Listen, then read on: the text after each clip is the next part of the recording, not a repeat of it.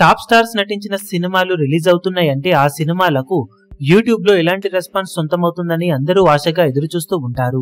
ఇక pan India సినిమాలు వస్తున్నాయంటే ఇంకా క్రేజ్ ఎక్కువగా ఉంటుంది కాబట్టి రికార్డుల విషయంలో సంచలనాలను నమోదు చేస్తాయని అందరూ ఎక్స్పెక్ట్ చేస్తూ ఉంటారు. లేటెస్ట్ గా ఆడియన్స్ ముందుకు ఈ ఇయర్ మోస్ట్ అవైటెడ్ మూవీస్ లో ఒకటైన యంగ్ టైగర్ ఎన్టీఆర్ నటించిన లేటెస్ట్ మూవీ దేవర సినిమా నుండి అఫీషియల్ ట్రైలర్ ను రిలీజ్ చేయగా ట్రైలర్ రికార్డులతో దుమ్ముదుమ్మారం లేపుతుందని అందరూ అనుకున్నారు. కానీ అటు వ్యూస్ పరంగా కానీ ఇటు లైక్స్ పరంగా కానీ ట్రైలర్ అనుకున్న రేంజ్ లో జోరునైతే చూపించడం లేదు.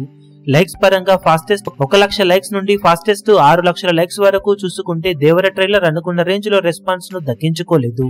ఫాస్టెస్ట్ 1 లక్ష లైక్స్ కి 9 నిమిషాల టైం తీసుకోగా ఆల్ టైమ్ టాప్ 8 ప్లేస్ ను దక్కించుకుంది.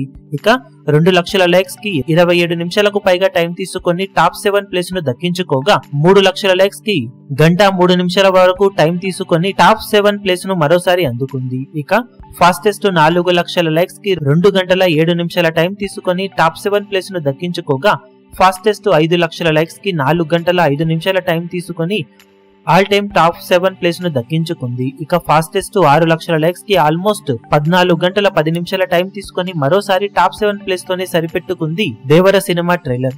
రికార్డులతో జాతర సృష్టిస్తుంది అనుకున్నా కానీ ట్రైలర్ మొత్తం మీద టాప్ 5 లో కూడా ఎంటర్ కాలేకపోయింది.